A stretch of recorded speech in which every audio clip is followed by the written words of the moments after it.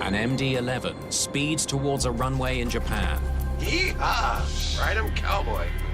Clearly, it was a wild ride on approach. A challenging landing becomes a disaster. There's a crash on 34 left and there's fire. A catastrophe caught on tape. It was security camera video of the crash sequence. But even more shocking, He hits the runway hard enough to bounce. it's not the first time this has happened. The industry thought that the problem had been dealt with. We're missing something here. People were surprised when Narita happened. Investigators need to figure out why this deadly problem has struck again.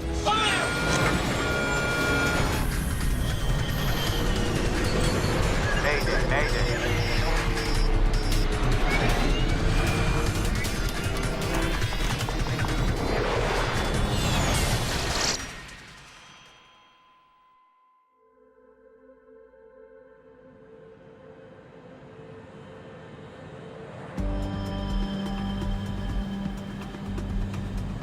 FedEx Flight 14 is on final approach to Newark International Airport. Be advised, surface winds 250 degrees at 5 knots. The Boeing MD-11 is a stretch version of the DC-10, ideal for hauling cargo. Flight 14 is seconds from the Newark runway, a landing that will have major repercussions for years to come. The flight down to about 50 feet off the ground was perfectly normal. Now the plane is dropping too quickly.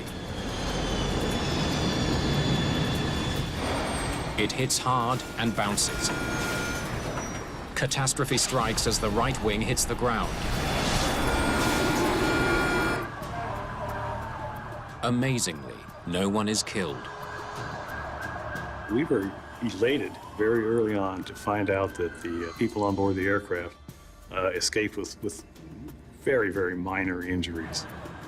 A violent crash at one of the busiest airports in the United States could easily have led to a fatal tragedy. It demands a full investigation. The NTSB's Bob Benson leads the team. A design quirk of the MD-11 immediately grabs his attention. To save on fuel, engineers gave the jet an unusually small tail that reduces drag. During the investigation, it became apparent to us that the MD-11 had design features, if you will, that made it somewhat more difficult to land. The plane's small tail surface makes the MD-11 tend to pitch up. The solution is to fly faster, to increase airflow over the tail. The MD-11 lands faster than any other airliner on Earth. To lift the tail and push the nose down, it needs to come in at more than 175 miles an hour. Only a fighter jet hits the ground faster. On short final, at high approach speeds, vents are somewhat compressed, so good reaction time, good reflexes are important. Benson eventually concludes that pilot error is to blame for the fiery crash at Newark. The wings were rocking a little bit more than they should have, and he bounced the first landing. The pilots then push the nose down, making the second impact even worse. This was a very, very hard touchdown the second time around, destroying the landing gear on that side of the aircraft. So it was a very quick combination of minor errors that kind of snowballed into an accident. In his final report on the crash at Newark, Benson calls for better pilot training. The result? An improved technique for recovering from bounced landings. MD-11 pilots learn how to use their throttles to bring the plane back to the ground gently. Add a little power to maintain a landing attitude, and add a little bit of power, and then just gently let the thing come back down to the runway. The airline industry moves on from the Newark crash, confident that an important lesson has been learned.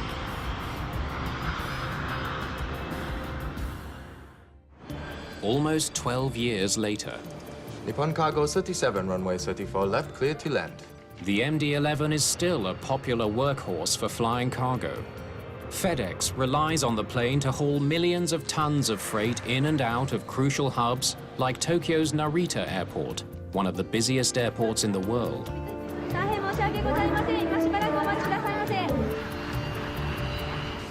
Flying cargo went from being kind of on the lower rungs of the aviation professional ladder, if you will, to being at the top because it was dependable, it was good, it paid the same, plus the other benefits of, while there's pressure always to be as efficient as possible, the freight seldom complains itself.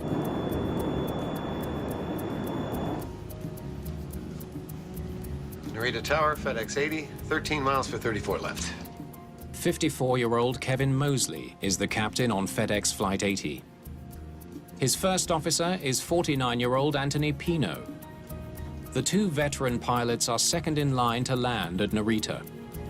FedEx 80 Narita Tower on runway 34 left, continue approach.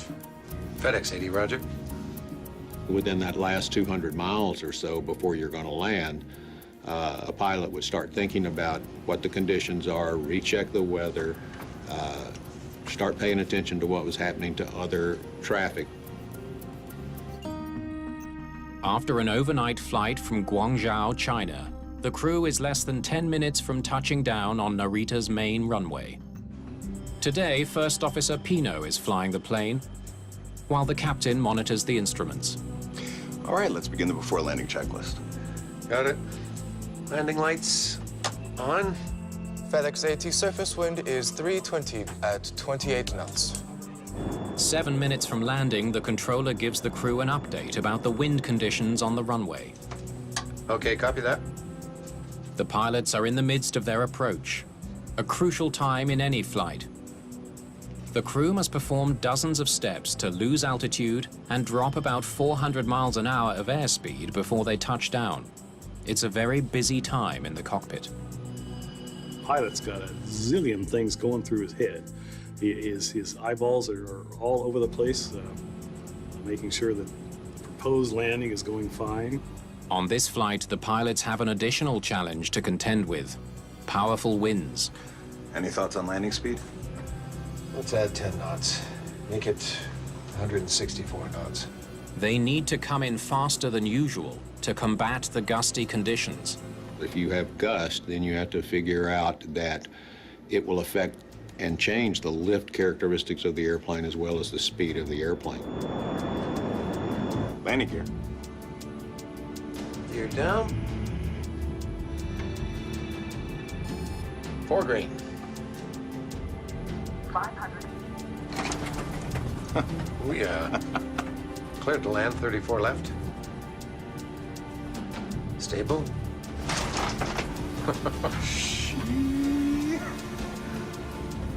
You're really working, if you're the pilot flying, on a really gusty, windy day.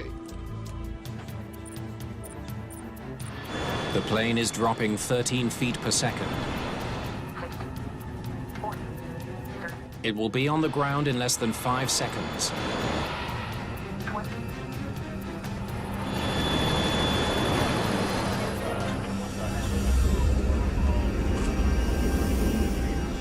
Without warning, the MD-11 is upside down in flames. There's a crash on 34 left and there's fire. Fire crews race to the runway, where a massive blaze has engulfed the cockpit of FedEx Flight 80. It's the biggest air disaster the Tokyo airport has ever seen. Air traffic controllers must now redirect incoming flights away from the burning debris. It takes almost half an hour for firefighters to douse the flames surrounding the cockpit. By the time rescuers get inside, it's too late for the pilots. 2 people are dead, and another MD-11 lies burning at the side of a runway. The first thing I noticed when I arrived at the accident site was that the pieces of the aircraft were scattered across a wide area. This is the first fatal accident in Narita Airport's 31-year history. Masaru Chiba of the Japan Transport Safety Board takes charge of the investigation. When we saw the accident site, more than half the aircraft had been completely burned. So I was at a loss at first to decide where we should start the investigation. The aviation world needs to know why this MD-11 landing went so wrong. Have the lessons from Newark been forgotten? Or is this an entirely new problem?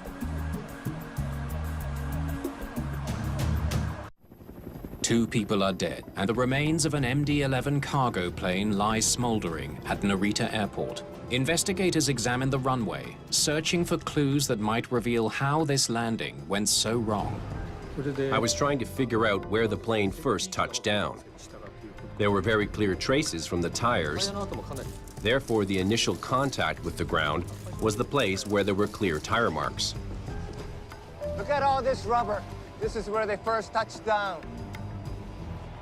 The marks reveal where the plane first slammed onto the runway.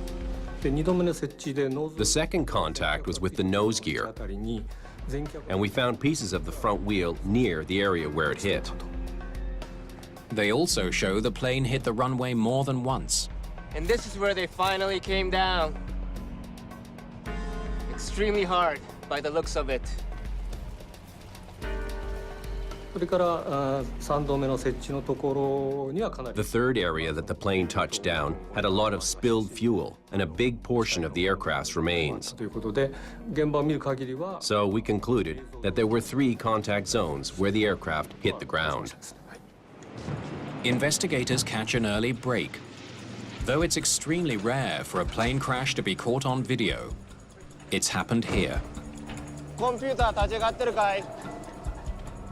An airport surveillance camera confirms Chiba's theory about the violent landing. Flight 80 bounced twice before finally slamming into the runway and flipping over in flames.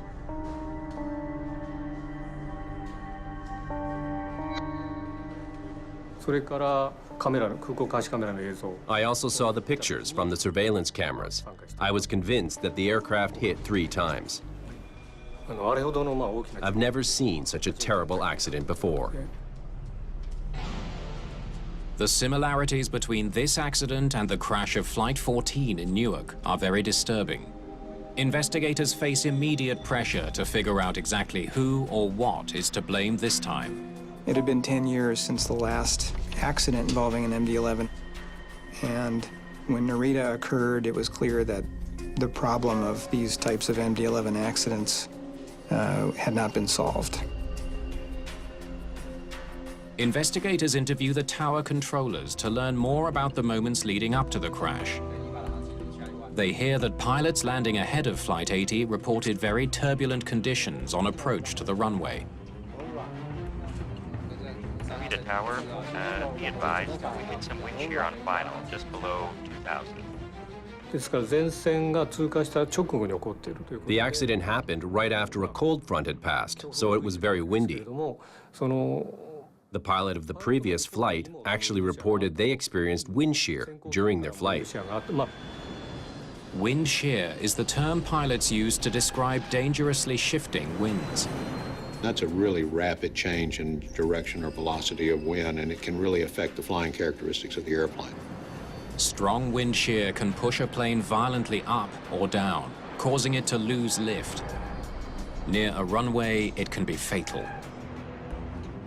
In 1985, Delta Airlines Flight 191 hit wind shear while landing at Dallas-Fort Worth Airport. 137 people were killed in the crash. After that accident, airports installed Doppler radar, which can detect wind shear on runways and warn pilots when landing might be dangerous. Controllers at Narita were relying on that technology as FedEx Flight 80 came in for its landing. Runway 34 left, wind shear on final. It's going to be a bumpy one. All over it. The controller tells investigators he warned the FedEx crew to be on guard for wind shear. What investigators need now is more detailed wind analysis from sensors around the airport, but collecting the data will take some time. They'll have to wait to find out just how dangerous the wind conditions were during Flight 80's fatal landing.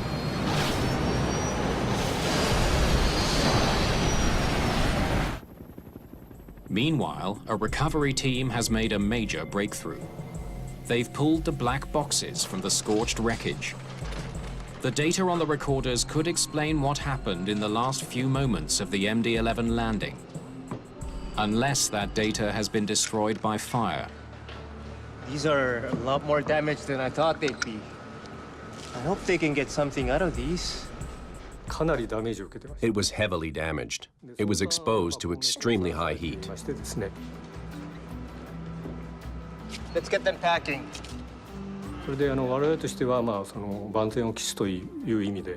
We wanted to be absolutely sure we would get the data. So we assigned an investigator to take the recorders to the United States. The black boxes are on the next flight to Washington, D.C., where NTSB experts will try to recover the critical data. While investigators wait for news from Washington, they consider another possibility, that Flight 80 was thrown off balance by the load it was carrying. What if the cargo shifted at the last minute? There's several things that can affect a cargo aircraft during takeoffs or landings. One of the things that pilots always fear is shifting cargo. Flight 80 was carrying more than 50 tons of cargo, FedEx deliveries large and small. Loading cargo is an exact science, distributing weight in a way that does not unbalance the aircraft. That's especially true in the already temperamental MD-11. The fasteners that hold the cargo in place have survived the fire. There's no evidence they failed. They look fine.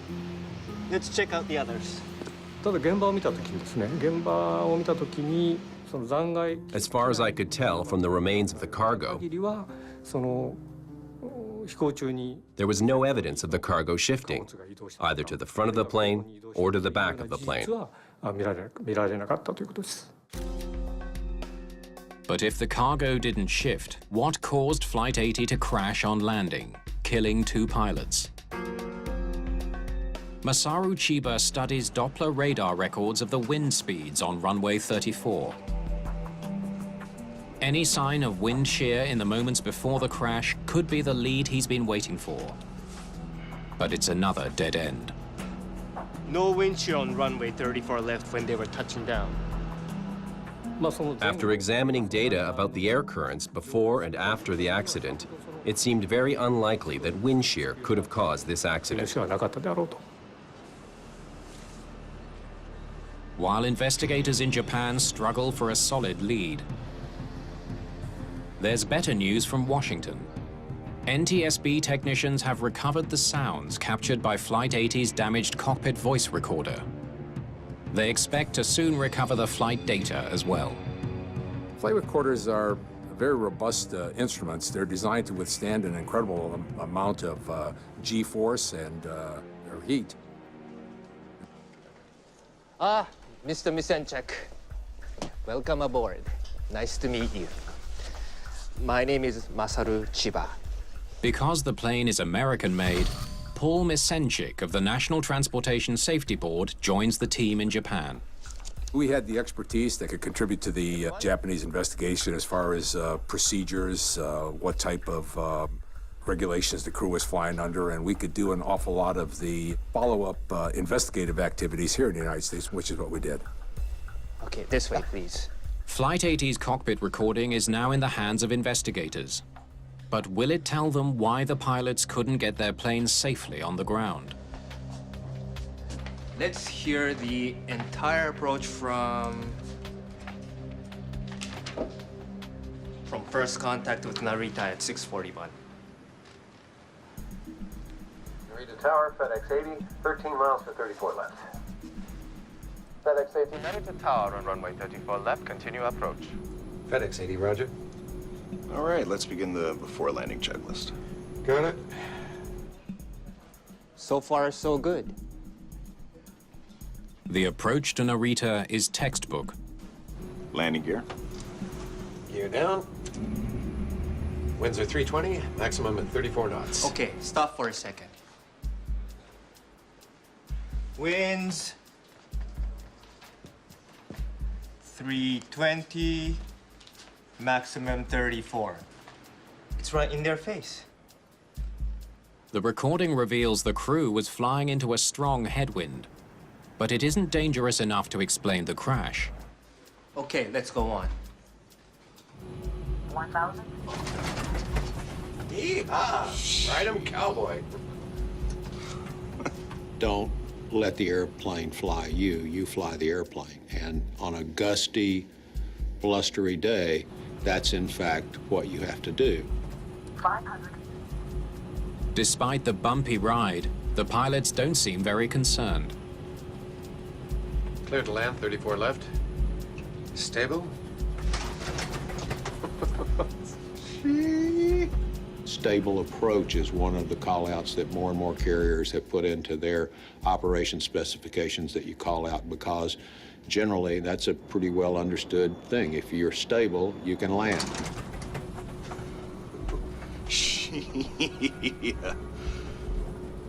1 minute from the runway, and they're joking. Seems like there's nothing wrong. From the recording, we can tell that they were really relaxed and teasing each other. I think what happened was that the air currents were so rough that it felt like they were in a rodeo, riding an untamed horse like cowboys. Then, an automated voice from the altimeter gives investigators an important clue. 50, 40, 30, 20, 10.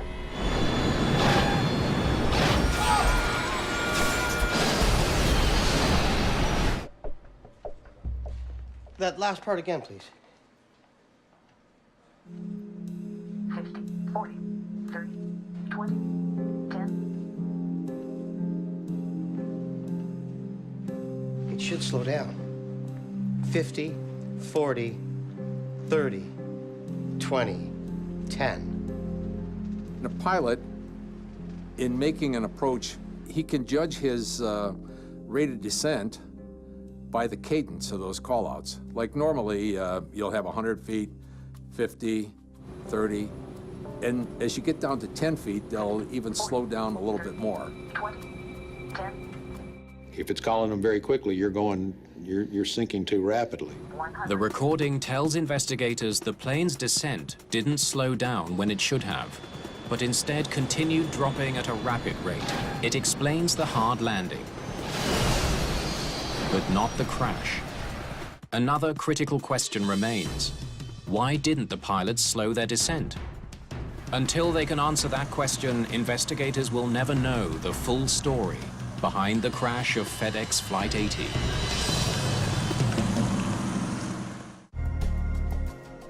While they prepare the FedEx 80 flight data for analysis, investigators in Tokyo follow a new lead. Let's see what these can tell us.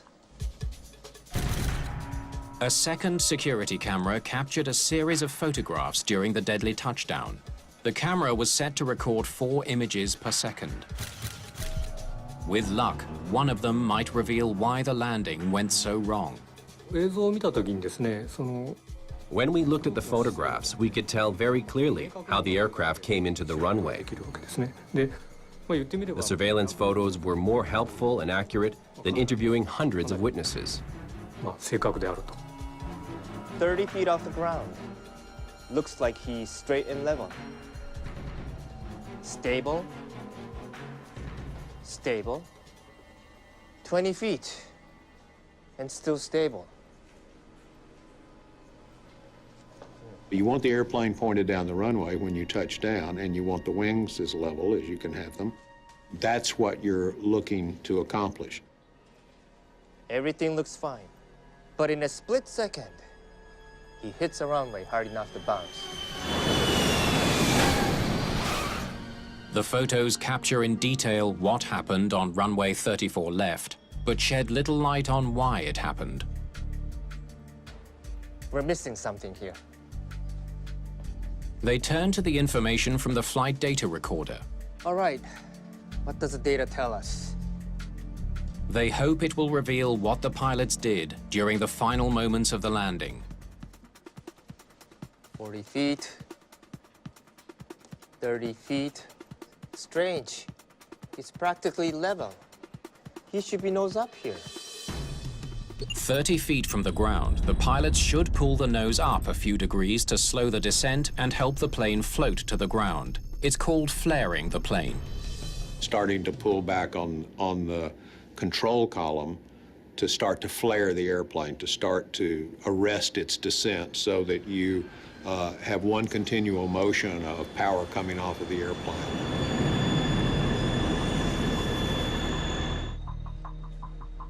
25 feet from the ground, the pilot still hadn't done that. He starts the flare here. But it's only 2 seconds from touchdown. He's too late. The pilots finally start to flare at 20 feet. So late, they're still pulling up when they slam into the ground. That explains why they were dropping so fast.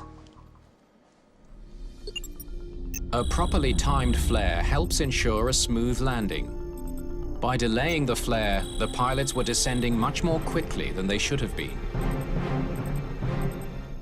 約20フィートでフレアが開始されているということ They began the flare at 20 feet. 最初のホット That's when things started going とい wrong. うことです。 2 seconds from touchdown, he's already behind the game. Let's see how he got there. So it was a high sink rate, and we were wondering why a pilot would allow that to happen. 1,000. In search of an answer, investigators scrutinize an earlier part of the flight, the last 1,000 feet of the landing. Gee. This is where things start to get hairy.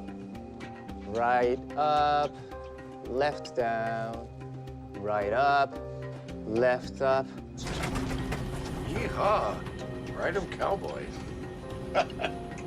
They were working hard to adjust for the changing headwinds and rising and sinking of the airplane with the turbulence that was associated with that. Stable?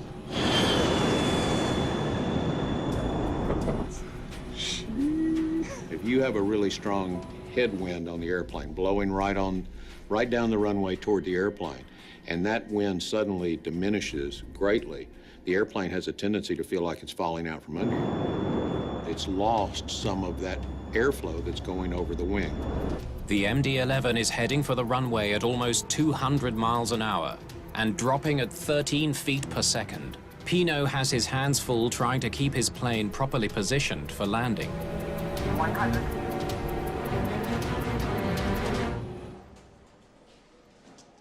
Just when they need power, the engines go to idle. 50. At 50 feet, the situation gets much worse. The MD-11's auto throttles are designed to go to idle automatically at 50 feet.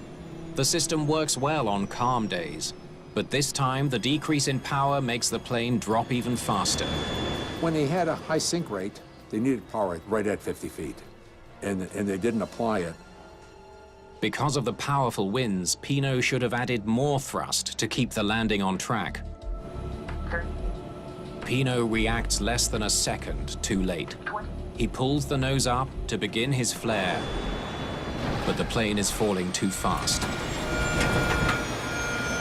In windy, gusty conditions, it's incumbent on the pilot to guard his throttles and to override the auto throttles to make sure that he has the adequate power component to control his rate of descent to the runway.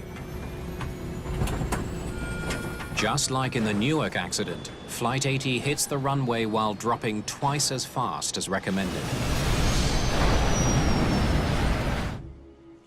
They both botched the flare. They both hit hard. 次. If a pilot is late with his flare, just like Isaac Newton says, every reaction is a reaction. You're going to hit the runway and you're going to bounce back off the runway. This is what's happened in several of these MD-11s, where the one wing would shear off and the other wing would fly up over the top and turn the airplane inverted. Investigators in Japan learned that both Moseley and Pino received the bounce recovery training that Benson recommended after the Newark accident. looks like they had the proper training. So, how did they get the landing so wrong? The fatal descent onto runway 34 left remains a mystery.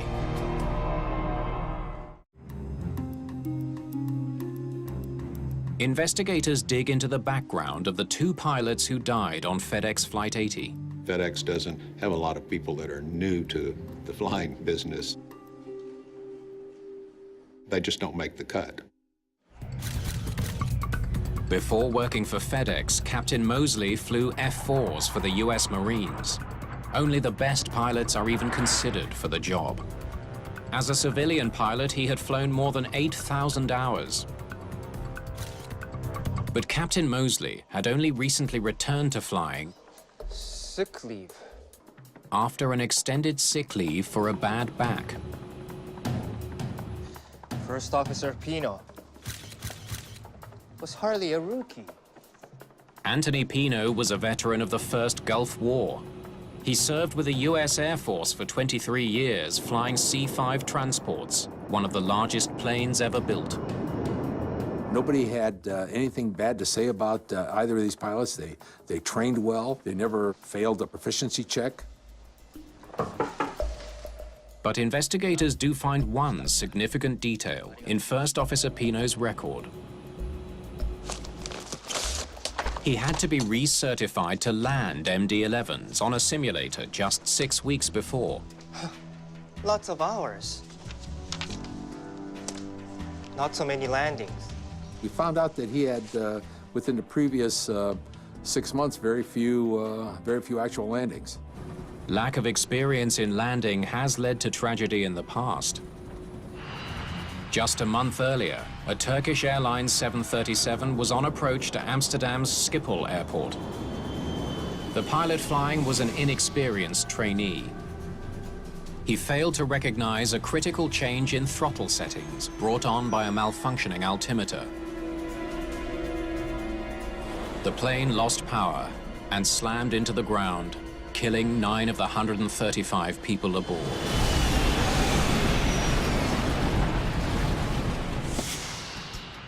At FedEx, Pino usually flew as the relief pilot, taking the controls only in the middle of long-haul flights.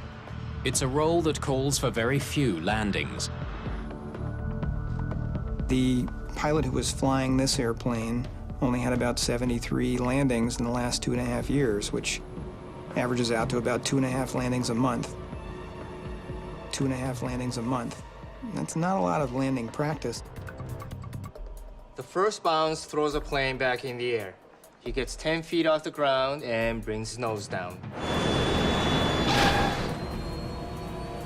He hits the ground for the second time here. He continues to push his controls forward, pushing down the nose.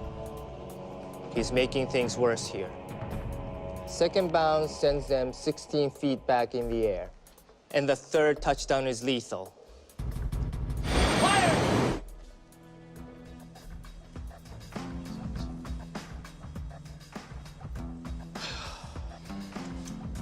Okay, a rusty first officer and a captain with a bad back.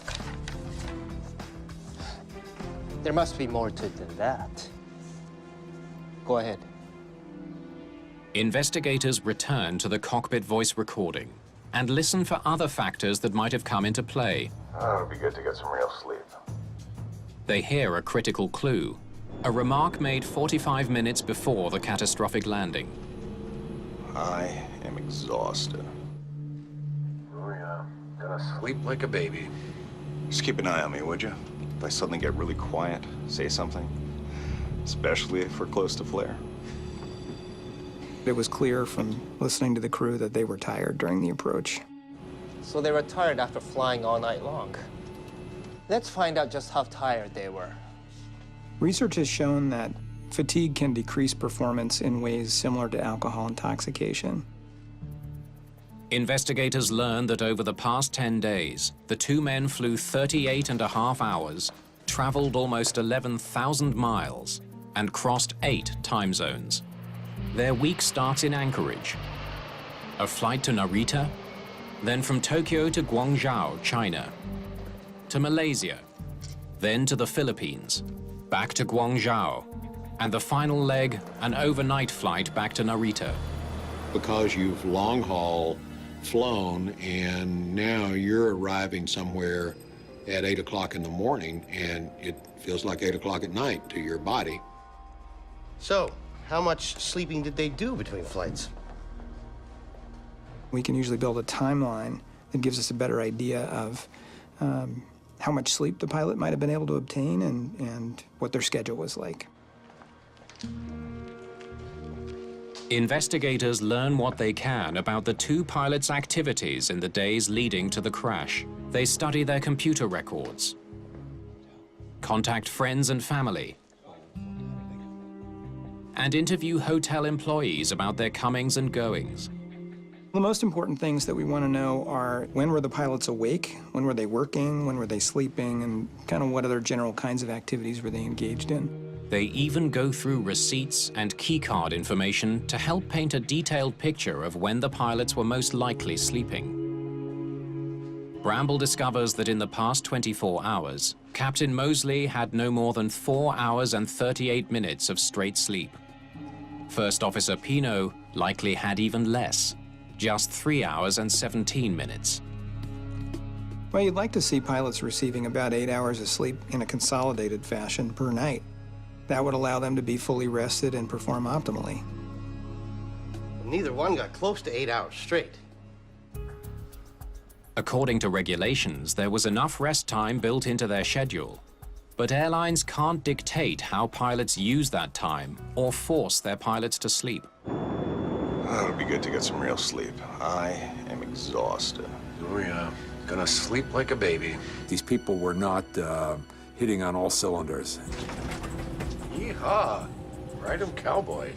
Their reaction times were a little slower. Oh, yeah.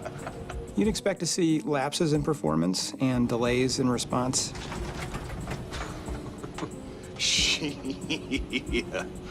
It's a mental fatigue that sits in that, and that's the insidious part. You know much faster when your body's tired than you do when your mind is tired. 60, 40, 30. The difference between the time when Pino should have flared and when he actually did is minuscule. He was 0.7 seconds late. That fraction of a second cost 2 men their lives. Increased reaction time is a kind of performance deficit that is associated with fatigue. So that could explain the pilot's delayed flare. But bounced landings are common in commercial aviation and rarely cause a crash. In fact, the FedEx plane bounced during 2 of its previous 60 landings. Bouncing an aircraft is something that often happens. Bouncing is not rare, but even so, it doesn't usually cause a fiery crash. So what made this bounced landing so deadly? Though it looks like fatigue could well have been a factor, investigators suspect there's more to the story.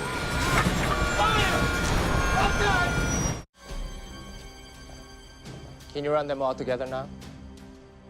The investigative team combines the sequence of stills captured on the runway to create a revealing portrait of Flight 80's deadly landing. It leads Masaru Chiba to a stark realization about the FedEx pilots. Looks like they ignored what they were taught about bounce recovery.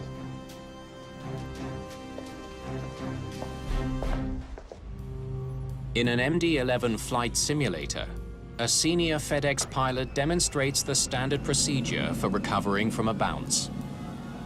Establish a 7.5-degree nose-up attitude and increase thrust.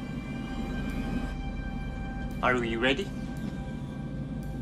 I think most pilots at that level are skilled enough to effectively handle the bounce.